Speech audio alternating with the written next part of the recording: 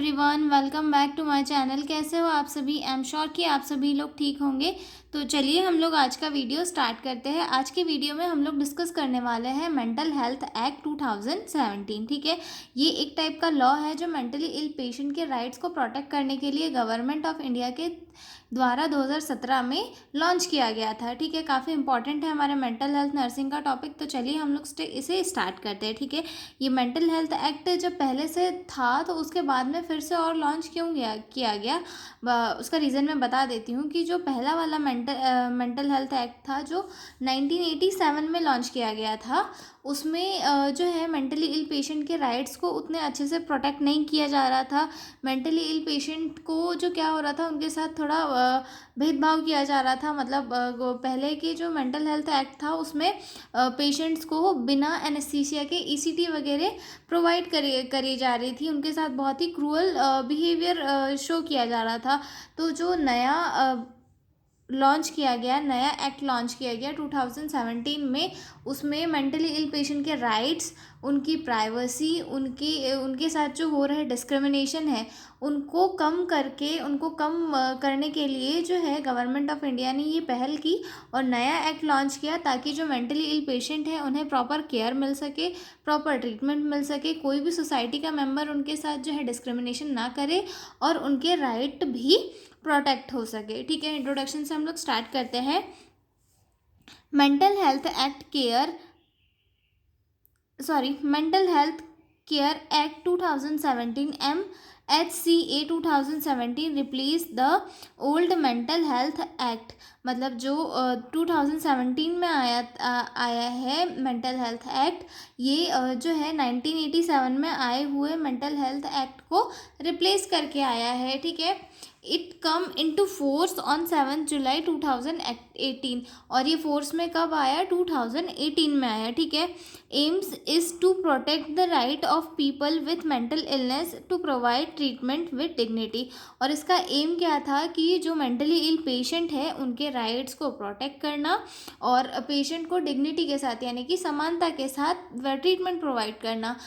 Totally कुल मिला के जो है मेंटल हेल्थ केयर एक्ट का जो 2017 में आया, उसका एम ये था कि जो मेंटली इल पेशेंट है उनको प्रॉपर ट्रीटमेंट मिले, उनके साथ डिस्क्रिमिनेशन ना हो और पेशेंट जो है अच्छी केयर और जो कंट्री में चल रहे मिथ्स है उनसे छुटकारा पाकर अच्छे से ट्रीटमेंट लेके अपनी जो लाइफ है उसे अच्छे से स्टार्ट कर सके। ठीक है, अगला पॉइंट है India signed the United Nations convention on rights of person with disabilities. So this act was made according to international standard.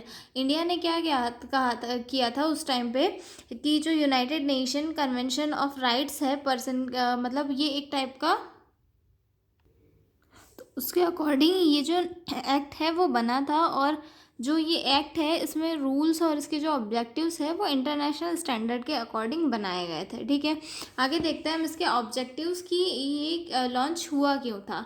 सबसे फर्स्ट देखते हैं, to protect the rights of person with mental illness provide mental health care and treatment. मतलब जो person है जो mentally ill है उसके rights को प्रोटेक्ट करना और साथ ही साथ उन्हें जो है मेंटल केयर और ट्रीटमेंट प्रोवाइड करना। ठीक है, देन थर्ड आता है प्रमोट कम्युनिटी बेस्ड रिहैबिलिटेशन।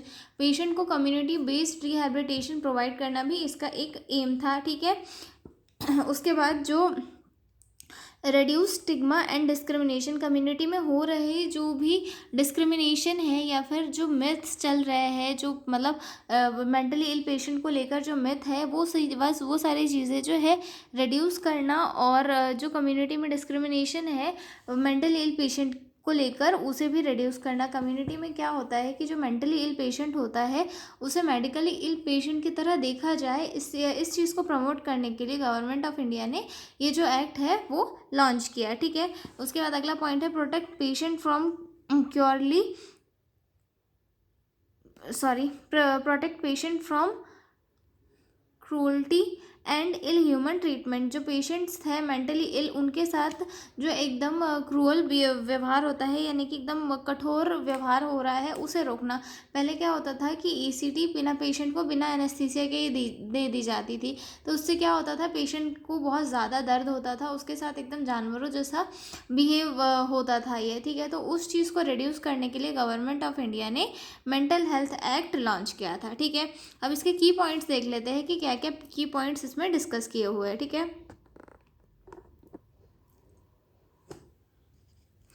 सबसे फर्स्ट आते हैं इसमें rights of mentally ill patient, right of patient with mental illness की, जो पेशेंट मेंटली इल है उसके क्या क्या राइट्स होते हैं। तो सबसे फर्स्ट आता है इसमें right to access mental health care, उस पेशेंट को जो है मेंटल हेल्थ केयर की पूरी पूरी एक्सेस है, वो जहाँ चाहे जैसे चाहे अपना ट्रीटमेंट करवा सकता है। Right to live with dignity, patient को जो है डिग्निटी के साथ रहने का पूरा पूरा अधिकार है, मतलब समानता के साथ रहने का पूरा पूरा अधिकार होता है, ठीक है। उसके बाद अगला पॉइंट आता है right to confidentiality of medical records, patient को जो है अपने मेडिकल रिकॉर्ड्स को जानने का पूरा पूरा अधिकार होता है कि वो अपने जो भी मेडिकल रिकॉर्ड्स है उसे प्रॉपरली देख सके, ठीक है, और जो है उन्हें सीक्रेट रख सके, ठीक है। उसके बाद अगला पॉइंट आता है right to free treatment for poor and homeless person, जो होमलेस और जो होमलेस पेशेंट है या फिर पुअर पेशेंट है, उन्हें फ्री ट्रीटमेंट दिलाने का भी जो है एक अधिकार होता है, ठीक है। उसके बाद right to protect against cruelty, यानी कि जो मतलब इल ह्यूमन बिहेवियर हो रहा है किसी के साथ, कठोरता के साथ अगर किसी मेंटली इल पेशेंट के साथ व्यवहार हो रहा है तो उसके अगेंस्ट उसे प्रोटेक्ट करने का भी उसे अधिकार होता है, ठीक है। उसके बाद देखते हैं अगला point advance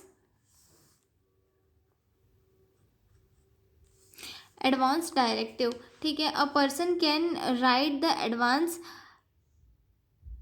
how they want to be treated if they develop mental illness. Advance directive का मतलब क्या होता है कि जो पर्सन है वो अपना ट्रीटमेंट पहले से डिसाइड कर सकता है, मतलब कि जैसे कि अगर कोई पर्सन है उसे पता है कि फ्यूचर में उसे मेंटल इलनेस कॉज हो सकती है, हो सकता है उसके फादर मदर या फिर फैमिली में किसी को रही हो, तो उसे ये पता है कि उसे इन फ्यूचर कभी मेंटल इलनेस कॉज हो सकती है, तो वो पहले से ही ये जो है डायरेक्ट करके रख सकता है कि अगर मुझे मेंटल इलनेस हुई तो मेरा ट्रीटमेंट कैसे किया जाना है, कहाँ किया जाना है और कब किया जाना है, उसे किससे ट्रीटमेंट लेना है, ये सारी चीज़ें जो है पर्सन एडवांस में ही करके रख सकता है इस राइट के अकॉर्डिंग, ठीक है। नॉमिनेटेड रिप्रेजेंटेटिव यानी कि पेशेंट जो है अपना एक रिप्रेजेंटेटिव साइन कर सकता है, मतलब चूज़ कर सकता है कि जैसे कि उसका कोई फैमिली मेम्बर हो गया, कोई फ्रेंड हो गया, ऐसा कोई भी मेम्बर वो चूज़ कर सकता है, ठीक है। Patient can choose someone family friend to take decision on their behalf when they are not able to, मतलब जो पर्सन है वो बंदा चूज़ कर सकता है कि जब अगर वो डिसीजन लेने के एबल ना रहे तब उसकी लाइफ से रिलेटेड कौन डिसीजन लेगा और कौन उसके लिए प्रॉपर ट्रीटमेंट वगैरह करवाएगा, ठीक है। डिस्क्रिमिनलाइजेशन ऑफ सुसाइड, ठीक है। इस जो एक्ट है इसके अकॉर्डिंग जो है सुसाइड अटैम्प्ट को क्राइम नहीं माना जाता है, ठीक है। attempt to commit suicide is not a crime under this act, instead a person will get treatment and care, मतलब इस एक्ट के अकॉर्डिंग जो है सुसाइड अटैम्प्ट अब क्राइम नहीं माना जाता है, मतलब जो इंसान सुसाइड करने की कोशिश करेगा उसे पनिशमेंट नहीं मिलेगी बल्कि उसे ट्रीटमेंट और केयर दी जाएगी, इस एक्ट के अकॉर्डिंग ये दिया गया है, ठीक है। उसके बाद अगला पॉइंट आता है mental health review board, a legal body to protect patient right and review admission discharge cases. ये एक लीगल बॉडी होती है जो इंश्योर करती है कि पेशेंट के राइट सेफ है या नहीं, एडमिशन और डिस्चार्ज का रिव्यू भी यही करती है, मतलब एक ये बोर्ड बनाया गया है, मतलब एक कम्युनिटी बनाई गई है जिसके अंदर मेंटली इल पेशेंट के राइट्स प्रॉपरली प्रोटेक्ट है या नहीं, इस चीज़ को चेक किया जाता है, ठीक है। अगला पॉइंट आता है इसमें admission and treatment rules. Admission and treatment rules में क्या क्या है,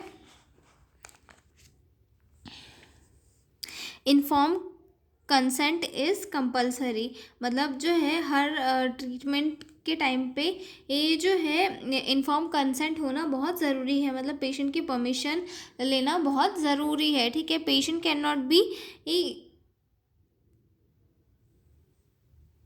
चेन और ट्रीटेड इल ह्यूमनली, मतलब जो पेशेंट है उसके साथ एकदम जो है मतलब बहुत बेकार बिहेवियर नहीं किया जा सकता, जैसे चेन से बांध रहे या फिर रस्सियों से बांध रहे, ये सारे उसके साथ बिहेवियर नहीं किए जा सकते, ठीक है। उसके बाद electroconvulsive therapy ECT without anaesthesia is ban, मतलब जो ईसीटी होती है इलेक्ट्रोकन्वल्सिव थेरेपी, उसे विथआउट एनेस्थीसिया देना बैन कर दिया गया, ठीक है। ECT is not allowed for minors, मतलब अगर किसी पेशेंट को माइनर डिसऑर्डर है तो उस कंडीशन में ईसीटी को अलाउ नहीं किया गया, ठीक है। उसके बाद अगला पॉइंट आता है responsibilities of government, provide affordable mental health services, ensure availability of medicine, promote mental health awareness. अब इसमें गवर्नमेंट के भी कुछ रोल है, जैसे कि हर स्टेट और डिस्ट्रिक्ट लेवल पर मेंटल हेल्थ सर्विसेज प्रोवाइड करना, और जो भी मेडिसिन है वो सस्ती मिले और सभी जगह पे अवेलेबल हो सके, ठीक है। उसके बाद जो है पब्लिक में मेंटल हेल्थ अवेयरनेस स्प्रेड करना, ठीक है। अगला पॉइंट देखते हैं हम, सिग्निफिकेंस ऑफ द एक्ट, मतलब इसके क्या क्या महत्व थे, क्या इम्पोर्टेंस थी कि मतलब इस मेंटल हेल्थ एक्ट के आने के बाद में गवर्नमेंट ऑफ इंडिया है उसमें उसने जो है अपना एक्ट लॉन्च किया और उसके लोगों की थिंकिंग में क्या क्या चेंजेस आए। तो सबसे फर्स्ट आता है इसमें promote human rights and of mentally ill patient. इस एक्ट के थ्रू जो है मेंटली इल पेशेंट की जो राइट्स है उन्हें प्रमोशन मिला, पेशेंट सेफ हुए और पेशेंट के साथ जो डिस्क्रिमिनेशन वाला बिहेवियर है वो भी कम हुआ, ठीक है। Improve quality of mental health services, ये जब एक्ट आया उसके बाद में जो है इंडिया में मेंटल हेल्थ सर्विसेज इम्प्रूव हुई, लोगों को सर्विसेज मिलने लगी, लोग अपना ट्रीटमेंट करा के जो है डिसीज से अपने आप को दूर करने लगे, ठीक है। Encourage community based care instead of only institutional care, मतलब जो है हॉस्पिटल बेस्ड केयर के साथ साथ कम्युनिटी केयर को भी प्रमोशन हुआ, ताकि जो है लोगों को कम्युनिटी में पहले ही प्रिवेंशन के बारे में पता चल जाए तो वो क्योर तक ना पहुंच सके, ठीक है। Reduce stigma related mental illness, mental illness से रिलेटेड सोसाइटी में जो भी स्टिग्मा है वो भी रिड्यूस हुए, ठीक है। तो ये थे हमारे सिग्निफिकेंस ऑफ दिस एक्ट, और जो है हमारा एक्ट कौन सा था, मेंटल हेल्थ केयर एक्ट 2017, ठीक है। तो अब हम मिलते हैं अगले वीडियो में एक नए क्वेश्चन के साथ, तब तक के लिए बाय बाय। और हाँ, अगर आपको पीडीएफ नोट्स की रिक्वायरमेंट हो तो डिस्क्रिप्शन में मेरा मेल दिया हुआ है, उस पर कॉन्टैक्ट करके आप लोग पीडीएफ नोट्स ले सकते हो, ठीक है। तो मिलते हैं हम अगले वीडियो में, तब तक के लिए बाय बाय।